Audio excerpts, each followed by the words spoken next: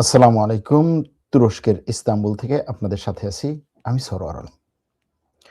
আমরা যুদ্ধ নিয়ে কথা বলতে, বলতে একটা দিকে চলে যাচ্ছি। সেটা হচ্ছে বাহ্যিক দৃষ্টিতে আমরা যেগুলো দেখি সেগুলো।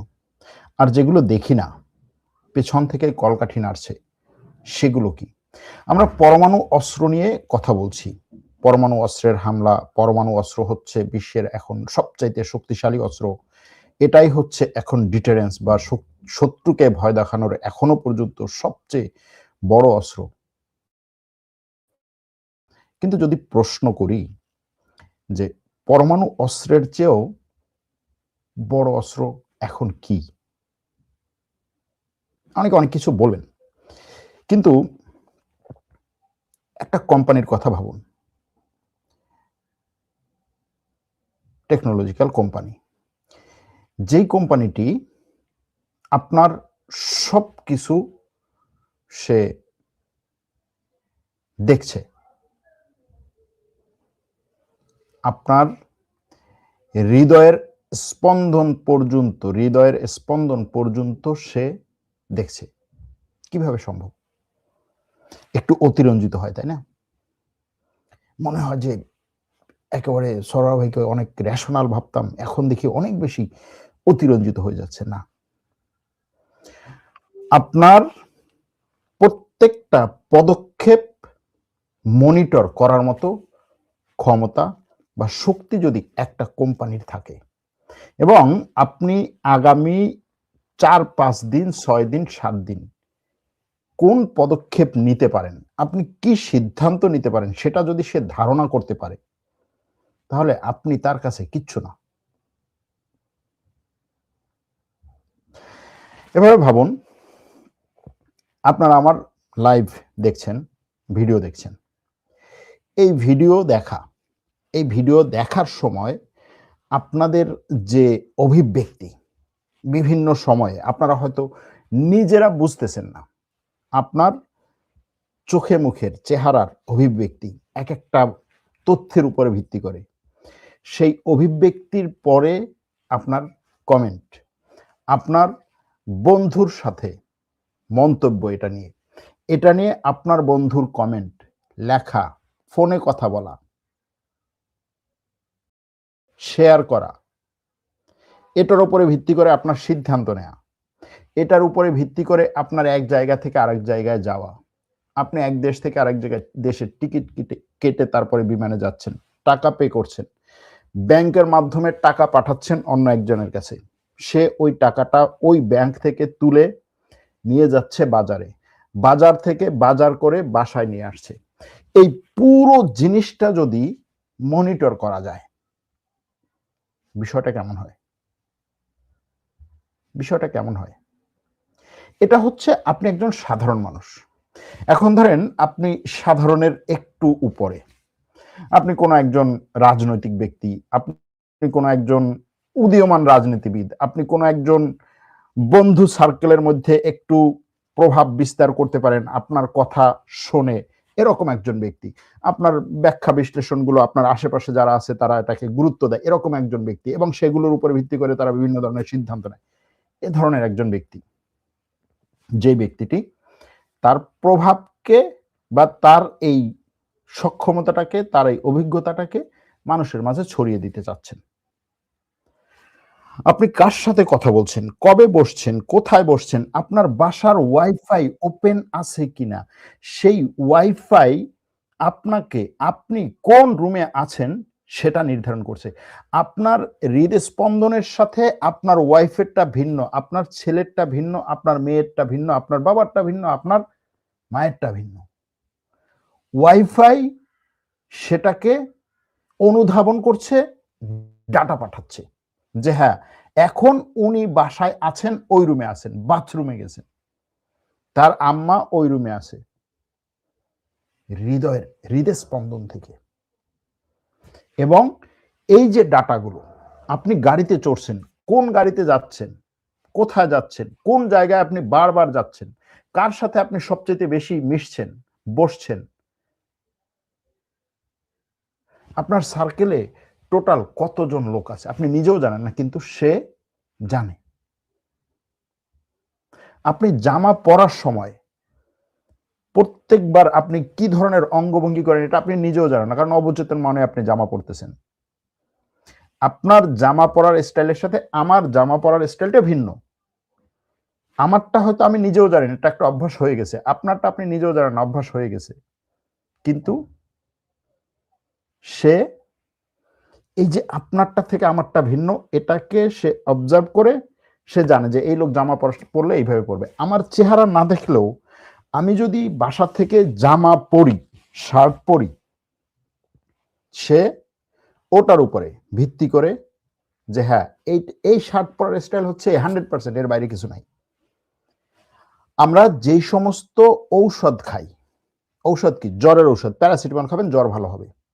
কিসের উপরে ভিত্তি করে এই প্যারাসিটামল খেলে জ্বর ভালো হয় এটা নির্ধারণ হয়েছে? 100 মানুষকে এই ঔষধটা তৈরি করার পরে বিভিন্ন ধরনের উপাদান এবং ওই রোগকে নির্ণয় করে তৈরি করার পরে 100 মানুষকে এটা খাওয়ানো হয়েছে, 90%, 99% মানুষ ভালো হয়েছে। হ্যাঁ, এটার ঔষধ।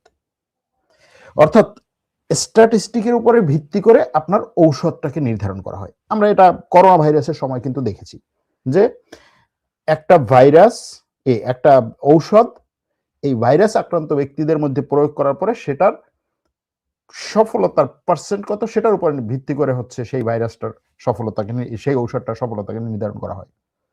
ঠিক একইভাবে আপনি প্রত্যেক দিন ওঠার পরে কি স্টাইলে হাঁটেন, এটা যদি 6 মাস হচ্ছে শুধুমাত্র আপনার হাঁটার স্টাইলটাকে, আপনার পা ফেলার স্টাইলটাকে যদি হচ্ছে মানে মনিটর করা হয় এবং সেটাকে অ্যানালাইসিস করা হয়, 6 মাস পরে বলা যাবে 1 লাখ মানুষের মধ্যেও যদি শুধুমাত্র ওই পাটুকু দেখা যায়, বলা যাবে যে এই লোকটা আপনি। এখন এটা করার জন্য কি করতে হবে?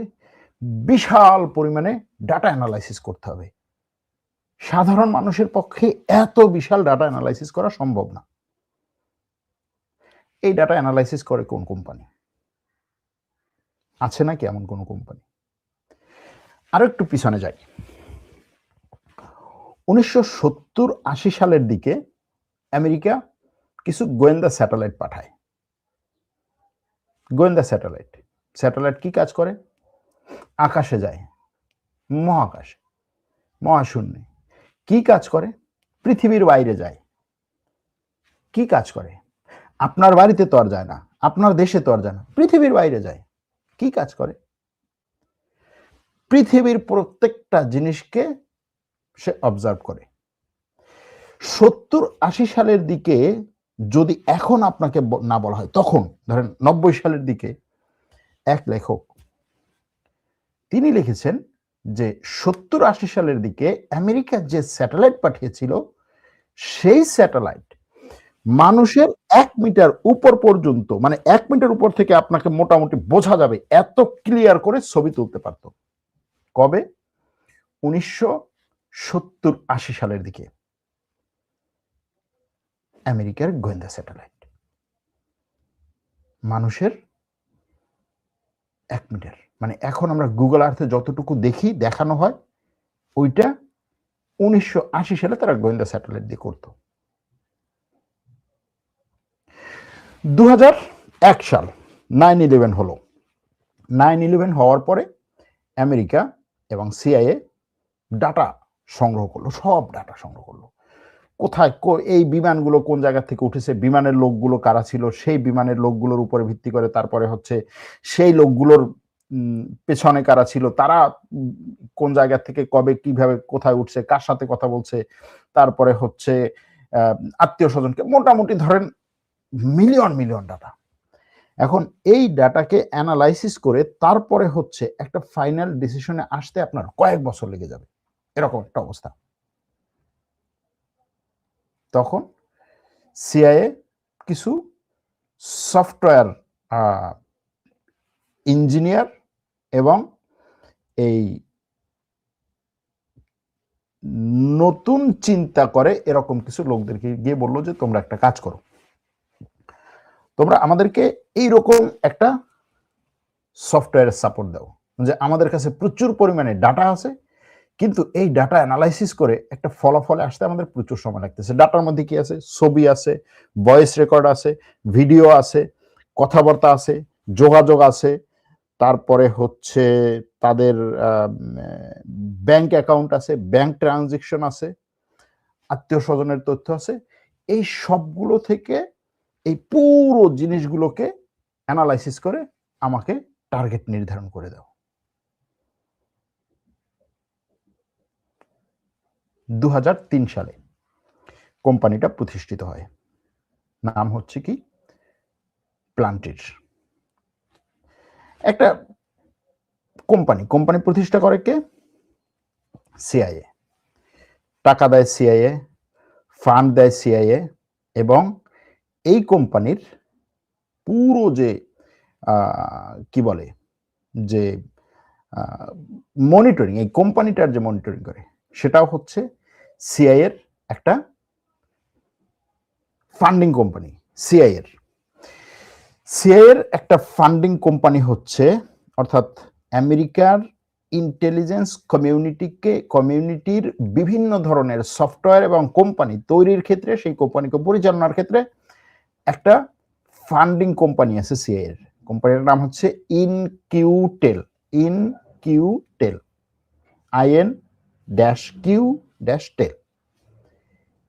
এই কোম্পানিটা তাকে টাকা দেয় যে তুমি এটাকে বড় করো, সামনে আসার দরকার নেই, তুমি আমাকে ডাটা অ্যানালাইসিস করবা। 2003 সাল, আফগানিস্তান যুদ্ধ শুরু, ইরাক যুদ্ধ শুরু, মানুষ মারছে আমেরিকার সৈন্যরা। ডাটা অ্যানালাইসিস করছে প্লান্টির কোম্পানি। মানুষ মারছে আমেরিকার সৈন্যরা, পুরো এলাকাকে হচ্ছে জুড়ে, তারপর বলছে যে এই এই এই এই লোকগুলো হচ্ছে তোমার জন্য পোটেনশিয়াল থ্রেট। সাধারণ মানুষ সত্যি সত্যি থ্রেট না, ডাটা অ্যানালাইসিস করে সে তথ্য দিচ্ছে, ওটার উপর ভিত্তি করে সে মানুষ মারছে। মাইন সরানো, কোথায় মাইন আছে, কোথায় হচ্ছে বডি ট্র্যাপ আছে, কোথায় আপনার রকেট লঞ্চার আছে, কোথায় আপনাকে নিয়ে আলোচনা হচ্ছে, কোথায় আপনার বিপক্ষের শত্রুরা সিদ্ধান্ত নিচ্ছে, সেই সিদ্ধান্ত কোন রুমে নিচ্ছে, কারা কারা সেই সিদ্ধান্ত নেওয়ার ক্ষেত্রে আছে, তারা কার কার সাথে দেখা করছে, যোগাযোগ করছে, তাদের পুরো নেটওয়ার্কটা কি, বসে বসে অ্যানালাইসিস করছে একটা কোম্পানি। ডাটা আসছে কোত্থেকে আসছে? সোশ্যাল মিডিয়া অ্যাকাউন্ট থেকে আসছে, মোবাইল থেকে আসছে, কম্পিউটার থেকে আসছে, ফোন কল থেকে আসছে, মেসেজ থেকে আসছে, স্যাটেলাইট ইমেজ থেকে আসছে, ব্যাংক ট্রানজেকশন থেকে আসছে, আপনার হচ্ছে গাড়িতে চলছেন সেখানের ছবি থেকে আসছে, সিসিটিভি ক্যামেরার থেকে আসছে, মানুষের দেয়া ডাটা আসছে, আপনার গোয়েন্দাদের দেয়া ডাটা আসছে, ওপেন সোর্স থেকে আসা ডাটা আসছে, সরকারের মধ্যে বিভিন্ন সংস্থার যে সমস্ত তথ্য আছে, ধরেন আপনার এনআইডি কার্ড, পাসপোর্ট, আপনার হচ্ছে বিভিন্ন ধরনের সরকারি রেকর্ড, আপনার কোন কোম্পানিতে চাকরি করছেন সেই কোম্পানির রেকর্ড, সব কিছু সে একা অ্যানালাইসিস করছে, এরপরে বলছে এই লোক হচ্ছে তোমার টার্গেট। করোনা ভাইরাসের সময়, করোনা ভাইরাসে কি হচ্ছে? ভাইরাসটা কার শরীরে আছে, সেখান থেকে কার দিকে যাচ্ছে, সে কার কাছ থেকে পাচ্ছে, সে কোথায় কোথায় যাচ্ছে, কোথায় হাঁটছে, কোথায় যাচ্ছে না, কোন এলাকায় সবচেয়ে বেশি ভাইরাস আক্রান্ত লোক আছে, এই ভাইরাসের যে টিকাগুলো কোন জায়গা থেকে কতটুকু যাচ্ছে, কোন জায়গায় কতগুলো টিকা যাচ্ছে, সেই টিকাগুলোর কতটা হচ্ছে দেয়া হচ্ছে, কতটা দেয়া হচ্ছে না, কতটা দরকার, কতটা দরকার না, পুরো ডাটা বিশ্লেষণ করে সে তথ্য দিচ্ছে। আমরা দেখছি রাজনৈতিক নেতারা, বিভিন্ন দেশের রাষ্ট্র নেতারা কথা বলছেন করোনা ভাইরাস নিয়ে, কিন্তু ডাটা আসছে প্লান্টির থেকে। এখনো এটাকে আপনার কাছে সিরিয়াস বা খুব বড় ধরনের কোন একটা কোম্পানি মনে হয় না, কারণ হচ্ছে এটা ডাটা শেয়ার করতেছে, ডাটা অ্যানালাইসিস করতেছে। ডাটা অ্যানালাইসিস করার জন্য তো এখন কত কোম্পানি আছে, আর্টিফিশিয়াল ইন্টেলিজেন্স এখন তো সবাই আছে। কিন্তু যদি আমি এর চেয়েও হচ্ছে ডেঞ্জারাস জায়গায় আপনাকে নিয়ে যাই, গাজা ভূখণ্ডে ইসরায়েলের আক্রমণ, ইসরায়েল গাজায়, লেবাননে, ইরানে টার্গেট করে করে মানুষগুলোকে হত্যা করেছে। আমরা করছি না যে ইসরায়েল খালি টার্গেট করে হয়, আর হচ্ছে ইরান টার্গেট করে, টার্গেট হয় না, টার্গেটে পড়ে না। আপনি ধারণা করতেছেন যে এই লোকটা হচ্ছে অমুক বাসায়। এখন এই লোক অমুক বাসার এত তলার এই পাশের রুমে, এই বিছানায় এদিকে মাথা দিয়ে শুয়ে আছে। এই জিনিসটা আপনি যখন নিশ্চিত করতে পারবেন, তখন আপনি সেই জায়গাটাকে টার্গেট করে বোমা মেরে ওই মানুষটাকে শেষ করে দিতে পারবেন, তাই না? হামাসের নেতাকে সেভাবে করা হয়েছিল না? সেখানে বিভিন্ন ধরনের তথ্য আমাদের কাছে এসেছে, আমরা যেগুলো পড়েছি, আপনারা পড়েছেন, দেখেছেন, সেগুলো নিয়ে আলোচনা করেছি আমরা, যে কিভাবে এই লোকটা ইরানে গেল, যাওয়ার পরে বৈঠক করলো বিভিন্ন জনের কাছে সাথে। বৈঠকের পরে হচ্ছে সে একটা রুমে, সে কোন রুমে থাকবে, কোন হোটেলে থাকবে, ইরানের অনেকেই জানে, তার বডিগার্ড আছে, সবকিছু আছে, কিন্তু সে কোন দিকে মাথা দিয়ে শুয়েছে, সেই মাথার অংশে, বুকের অংশে হচ্ছে মিসাইলটা নিক্ষেপ করা। কিভাবে সম্ভব? ওই যে বললাম না একটু আগে, আপনার হৃদয় স্পন্দন অনুভব করা, শুধুমাত্র দেখতে পাওয়া। গাজা ভূখণ্ডে হামাসের এক একজন সদস্যকে মারতে তারা পুরো একটা বিল্ডিং শেষ করে দিয়েছে, হামাসের সদস্যদেরকে মারতে। এবং এই সমস্ত ক্ষেত্রে দেখা গেছে যে তারা এই হামাসের সদস্যদেরকে তখনই টার্গেট করেছে যখন তারা গোপন জায়গা থেকে, একেবারে পুরোপুরি ধরেন মাটির নিচে টানেলের গোপন জায়গা থেকে বের হয়ে, তারপরে হয়তোবা কোনো একটা সময়, ধরেন সে 50 দিন গোপন টানেলে ছিল, একদিন জাস্ট হচ্ছে তার আশেপাশে যারা ছিল সবাই তাকে তথ্য দিয়েছে যে হ্যাঁ ঠিক আছে, এখন আর আমাদের আশেপাশে ওরকম কেউ নাই, নিরাপদ, আপনি গিয়ে ফ্যামিলির সাথে দেখা করে আসতে পারেন। মনে করেন হয়তো সে গিয়েছে 15 মিনিটের জন্য, রাত্র 3টার সময় পরিবারের সাথে দেখা করতে, জাস্ট ওই সময়ে ওই বিল্ডিংটাতে মিসাইল মারা হচ্ছে। গাজা ভূখণ্ডের মানুষজন কে কোথায় কখন হাঁটাহাঁটি করছে, সাংবাদিকদেরকে যে মারলো, প্রায় 200-300 সাংবাদিক টার্গেট করে করে মেরেছে না? এই সাংবাদিকটা এখন এই মুহূর্তে কোন জায়গায় আছে? সে লাইভ করতেছে, লাইভ ক্যামেরার পিছনে আক্রমণ।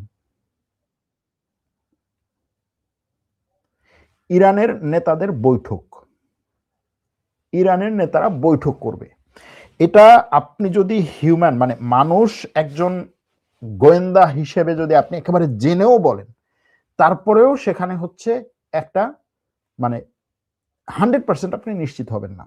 আপনি বলবেন যে হ্যাঁ এরকম একটা বৈঠক হওয়ার কথা ছিল, তারা এই রুমে ঢুকেছে, আমি দেখেছি তারা এই রুমে ঢুকেছে, সেটা পর্যন্ত দেখে আমি বাইরে বেরিয়ে তোমাকে বললাম এই মুহূর্তে, এই যে ফোন দিচ্ছি এই মুহূর্তে তারা ওই জায়গায় সবাই আছে কিনা আমি জানি না, তাই না? এটাই তো হচ্ছে মানুষ হিসেবে আপনি যে তথ্যটা দিচ্ছেন।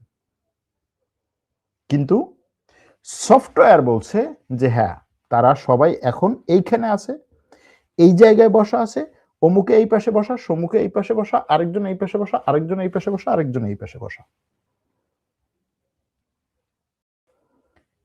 প্ল্যান্টির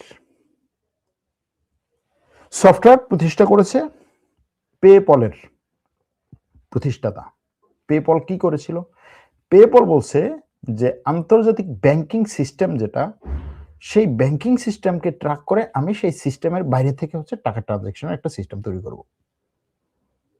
তারপরে সে সেখান থেকে এসে বলল যে ঠিক আছে, আমি তাহলে এমন একটা সফটওয়্যার তৈরি করব যেই সফটওয়্যারটা মানুষের পুরো চলাচলটাকে পর্যবেক্ষণ করবে এবং সেটার উপর ভিত্তি করে তার সম্পর্কে তথ্য দিবে।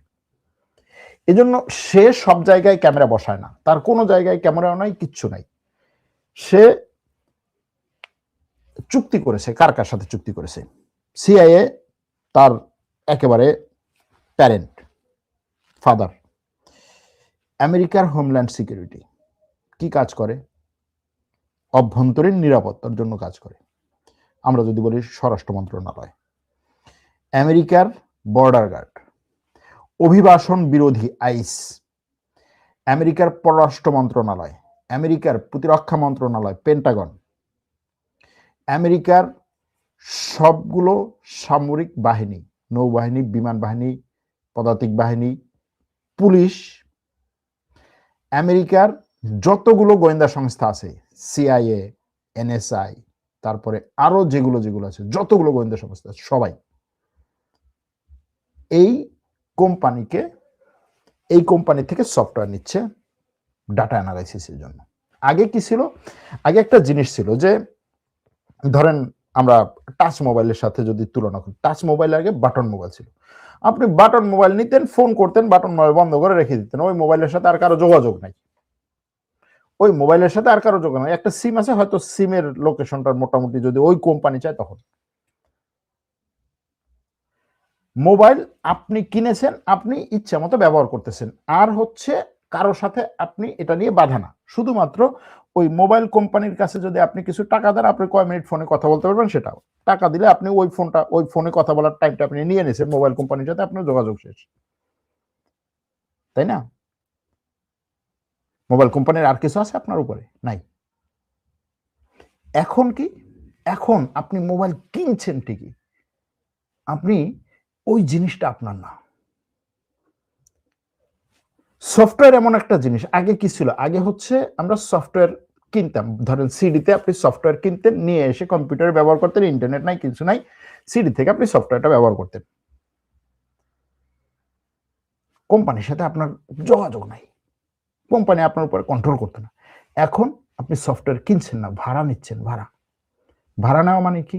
জিনিসটা আপনার না। ভাড়া নেওয়া মানে জিনিসটা আপনার না। এই মোবাইল আমরা ব্যবহার করতেছি, হ্যাঁ, কিনেছি ঠিকই, কিন্তু এর সফটওয়্যার সে বলতেছে আমার মোবাইল কিনলে সফটওয়্যার আমি ফ্রি দিচ্ছি। সে ফ্রি দিচ্ছে না, সে আপনাকে কন্ট্রোল করছে, পুরোপুরি কন্ট্রোল করছে। আপনি কি করছেন, কার কাছে মেসেজ পাঠাচ্ছেন, কোথায় মেসেজ পাঠাচ্ছেন, কোন জায়গায় কি শেয়ার করতেছেন, সবকিছু।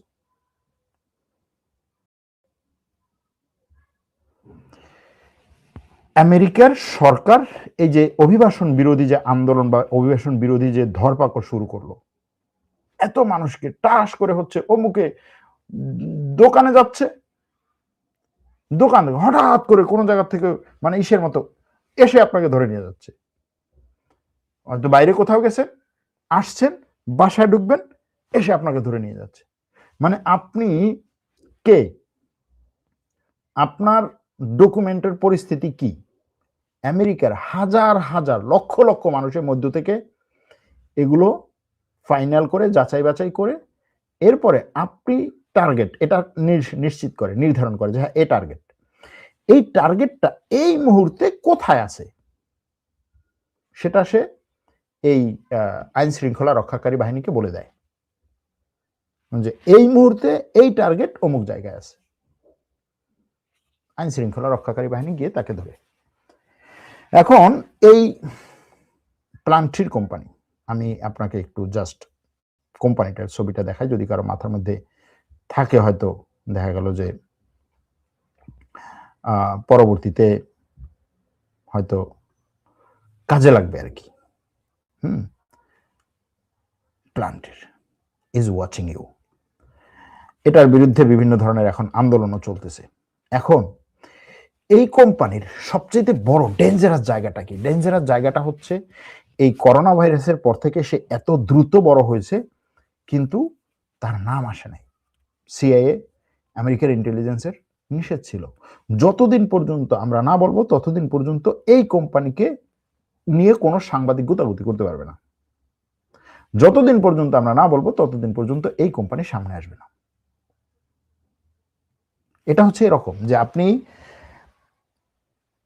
গুগলকে যদি গুগলের সাথে যদি তুলনা করেন, গুগল হচ্ছে আপনার ধরেন বিশাল একটা অ্যামিউজমেন্ট পার্ক, অর্থাৎ পোলাপানের আনন্দ ফুর্তি করার পার্ক, সবাই সবাইকে দেখতেছে, আনন্দ ফুর্তি করতেছে, হ্যাঁ, এবং হচ্ছে মোটামুটি সবকিছু জানতেছে।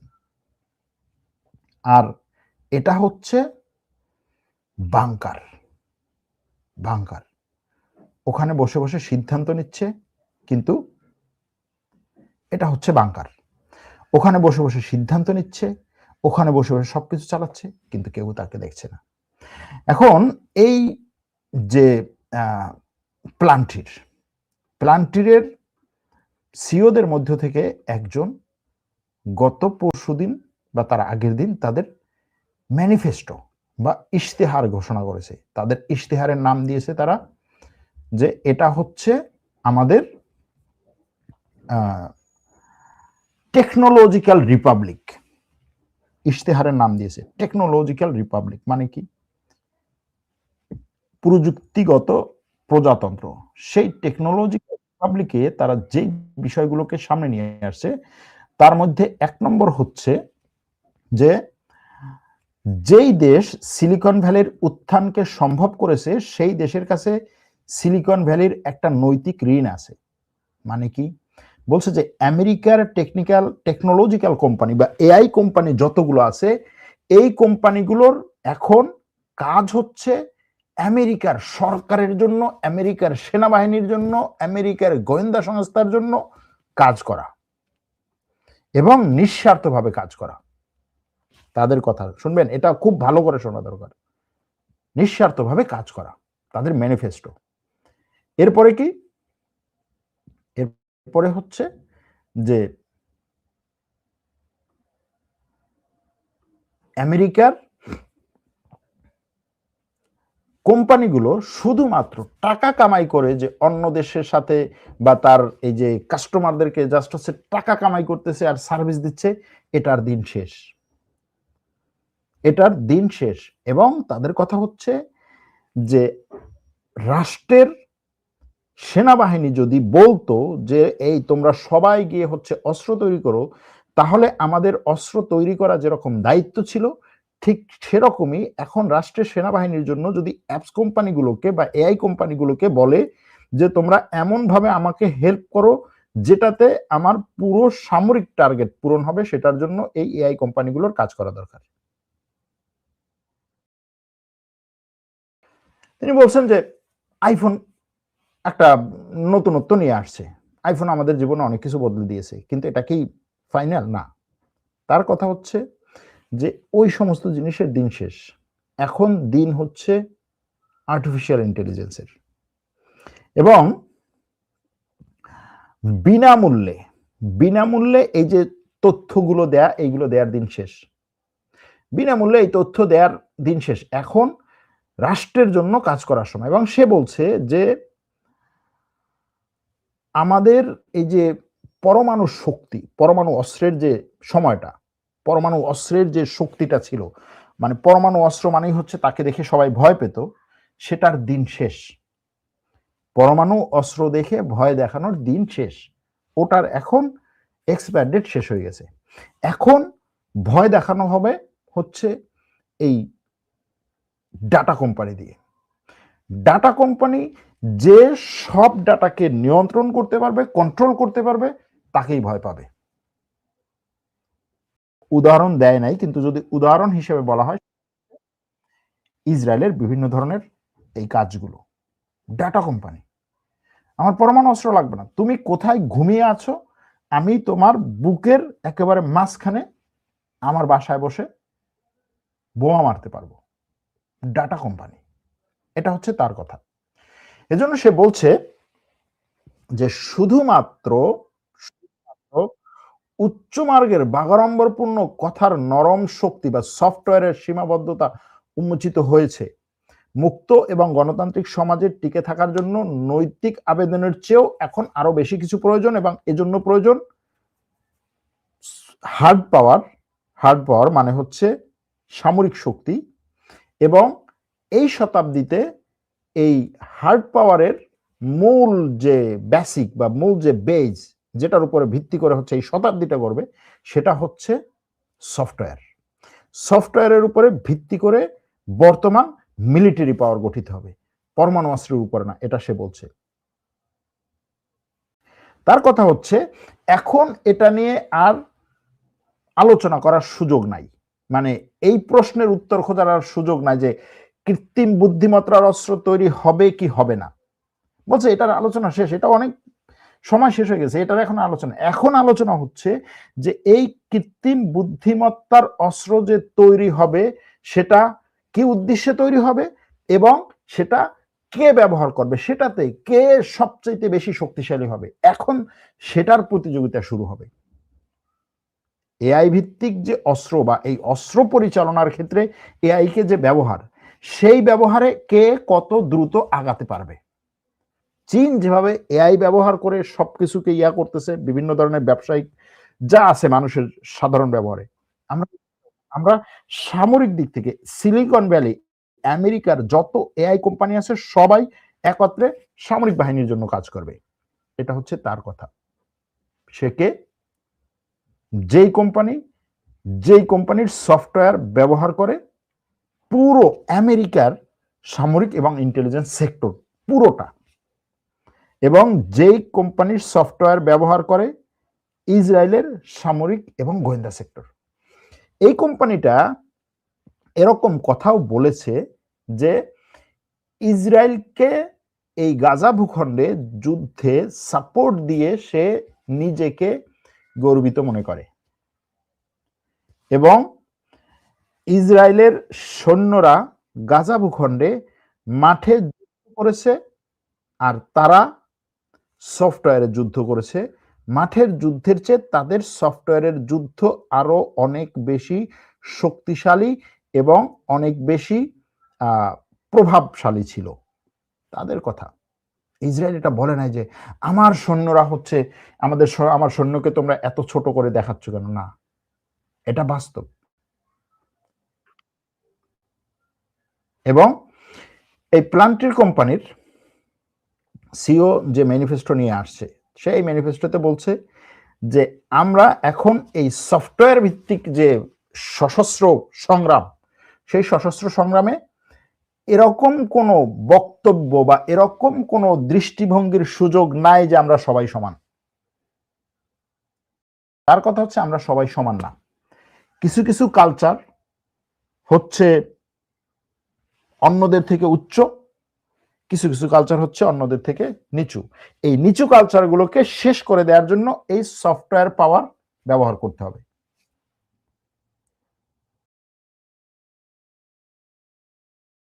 নিচু কালচারগুলোকে শেষ করে দেওয়ার জন্য এই সফটওয়্যার পাওয়ার ব্যবহার করতে হবে।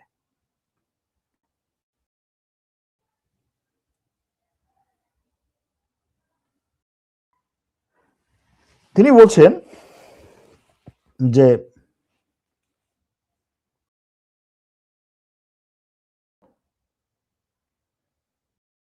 The atomic age is ending, মানে পরমাণু অস্ত্রের যুগ শেষ।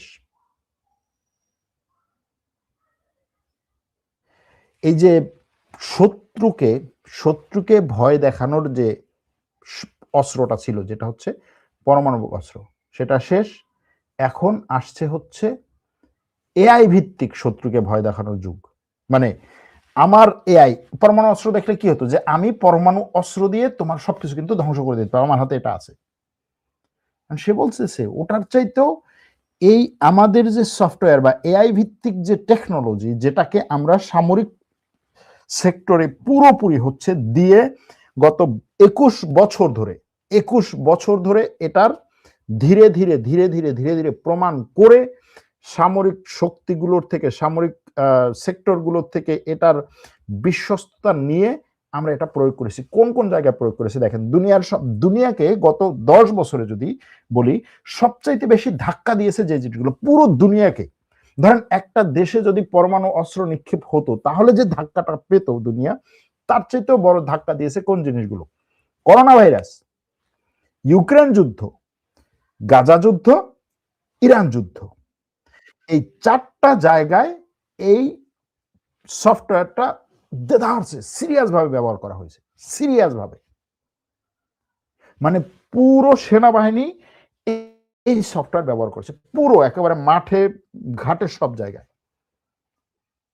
ডাটা, পুরো সব ডাটা।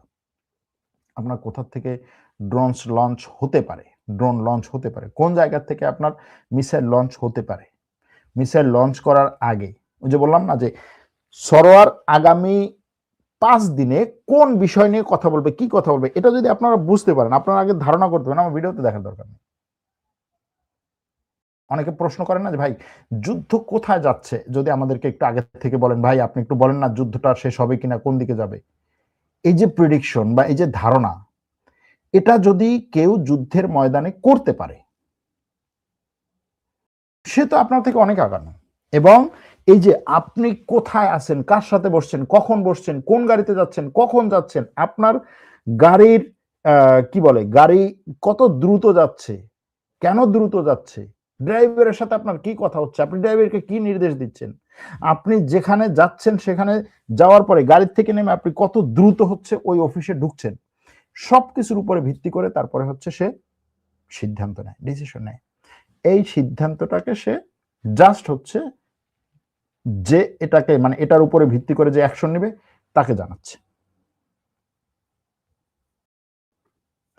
এখন এই যে রিপাবলিক ম্যানিফেস্টো বা প্রজাতন্ত্র ম্যানিফেস্টো, যেটা সে প্রজাতন্ত্র ম্যানিফেস্টোতে অনেকগুলো জিনিস নিয়ে আসছে, অনেক দিন পরে তারা ওপেন হয়েছে জাস্ট এই যুদ্ধের শুরুতে।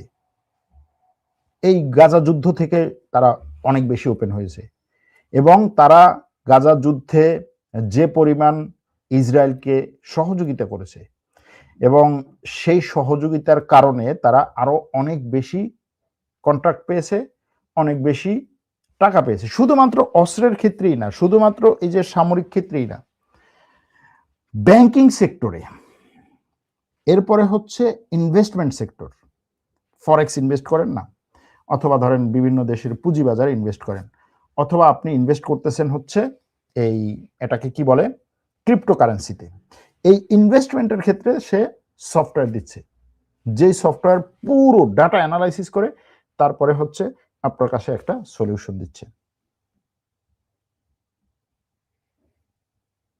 শুধু তাই, এখন আমার এক দর্শক প্রশ্ন করেছিলেন যে ভাই আপনি যে এই সমস্ত বলেন যে আমি অমুক নিয়ে হচ্ছে আজকে ভিডিও করব, ভিডিওটা শুনলে আমার লাভ কি?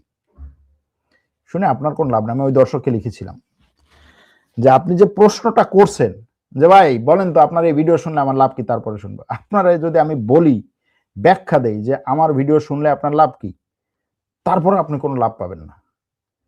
কারণ হচ্ছে এই প্রশ্ন যে করে তাকে ওই উত্তর দেওয়ার পরে লাভ পাবে, এই ভিডিও থেকে তার লাভ হবে সেটা সে বুঝবে, কনভিন্স হবে, তারপরে ভিডিও দেখবে, এটা কখনো সম্ভব না। এবারে আসি তারপরেও যারা এই প্রশ্ন করেন নাই তাদের জন্য কেন এই ভিডিওটা করলাম। এই ভিডিওটা করার জন্য হচ্ছে আমার সত্যি কথা বহু পড়ালেখা করতে হয়েছে, ঘাটাঘাটি করতে হয়েছে। হয়তো যতটা তথ্য আমি পেয়েছি আপনাদের সামনে ততটা হচ্ছে সেভাবে উপস্থাপন করতে পারি নাই। ধরেন এখানে তথ্য আছে, এটা এই কোম্পানির সিইও কে, এই কোম্পানি কবে প্রথম প্রতিষ্ঠা হয়, তারপরে কার কাছ থেকে কিভাবে টাকা নেয়, তারপরে হচ্ছে কত তারিখে কার সাথে কোন ধরনের চুক্তি হয়, তারপরে হচ্ছে এখন তার অ্যাসেট আছে কত, সে আমেরিকার সাথে জাস্ট হচ্ছে গত কয়েকদিন আগে আমেরিকার প্রতিরক্ষা মন্ত্রণালয়ের সাথে কি ধরনের চুক্তি করেছে, কয়শো মিলিয়ন ডলারের চুক্তি করেছে, সেটার পরে তার বাজারের মানে শেয়ার মার্কেটের ভ্যালু কেন হচ্ছে 4% থেকে 70% বেড়ে গেল, একদিনে কেন এত ভ্যালু বাড়লো, এর পিছনে কারা কলকাঠি নাড়াচ্ছে, এরপরে হচ্ছে এটাকে কেন এখন কে সামনে নিয়ে আসছে, এই দিকে যাচ্ছি না। কিন্তু আমি এই যতটুকু এটা করে সামনে নিয়ে আসছি, এর কারণ হচ্ছে হয়তো আপনি আপনার চারপাশে এই কোম্পানিটা দেখবেন না,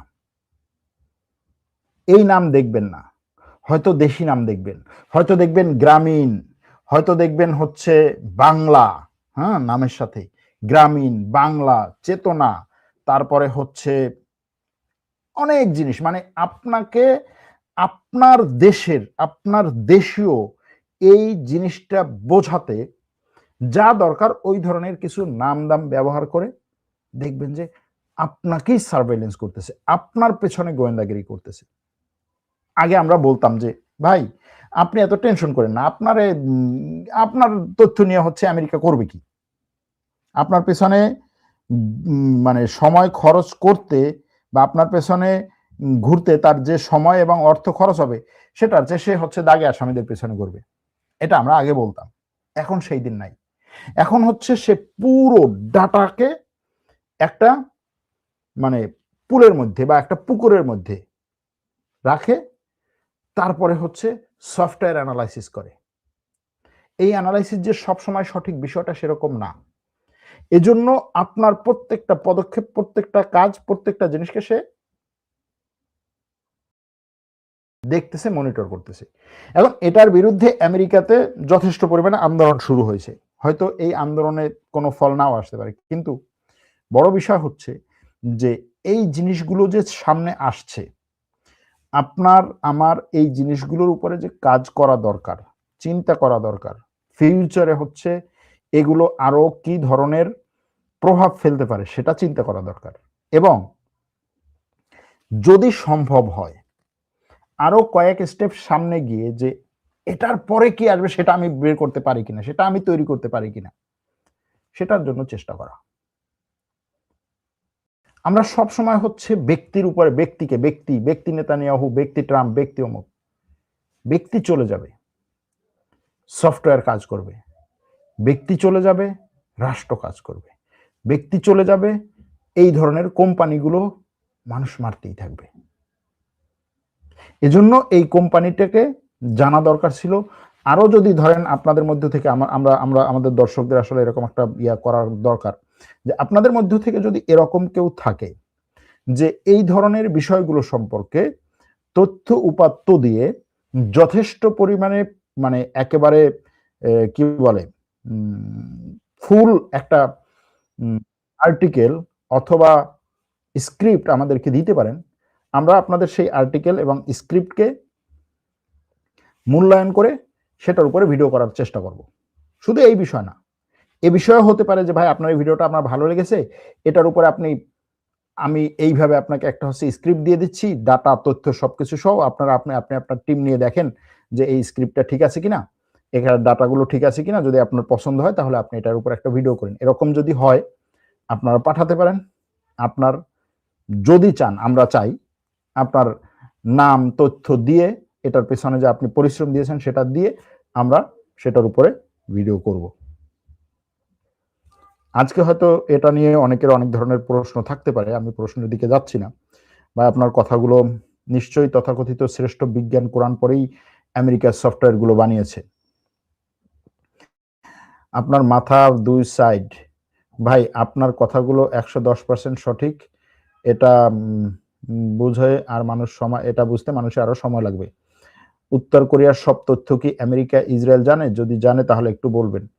আসসালামু আলাইকুম সম্মানিত সরোয়ার ভাই, আপনার কাছে আমার প্রশ্ন, মানে ডোনাল্ড ট্রাম্প সরে যেতে পারেন না নাকি?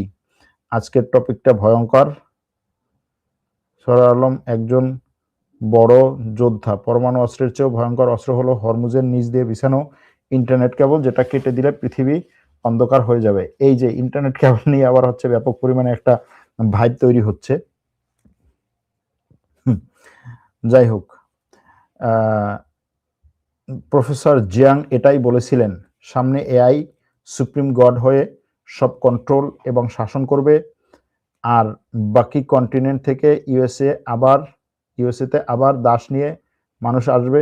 ওনার প্রেডিক্টিভ অ্যানালাইসিস অনেক ভালো ছিল, একজনে বলেছেন। তাহলে এখন থেকে বিকল্প সফটওয়্যার ব্যবহারের চিন্তা করতে হবে। আমেরিকা ইসরায়েলের সফটওয়্যারের মতোই অন্য দেশের বা নিজস্ব সফটওয়্যার তৈরি করতে হবে ও ব্যবহার করতে হবে, এক দর্শক বলছেন।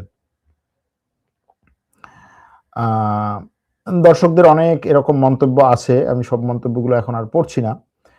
অনেকে যুদ্ধ নিয়েও মন্তব্য করেছেন, অনেকে ইরান যুদ্ধ নিয়ে জানতে চেয়েছেন, সেটা নিয়ে আবার পরবর্তী ভিডিওতে আলাপ করব। এই ভিডিওটা আমি জানি যে এটা খুব একটা পপুলার ভিডিও না, মানে হচ্ছে ওই যে ভাইব তুলবে লাখ লাখ মানুষ দেখবে সেটা না, কিন্তু এই তথ্যগুলো, এই ডাটাগুলো দরকার ছিল, জানা দরকার ছিল।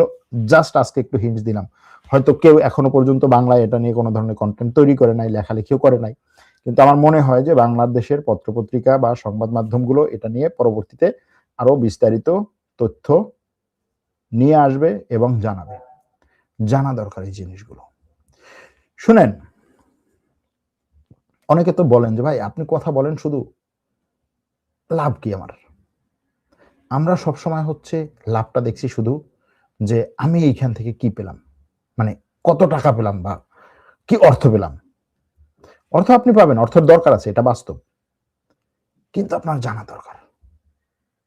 আপনি না জানলে আপনার যতই অর্থ, এই জানা আর অর্থ, দুটো একত্র হলে একটা ফিউচার প্ল্যান বের হয়ে আসে। জানা এবং সম্পদ আর হচ্ছে মেধা, এই জিনিসগুলো যদি একত্র হয় তখন একটা ফিউচার প্ল্যান বের হয়ে আসে। আমরা এগুলো কিন্তু একত্র করতে পারছি না।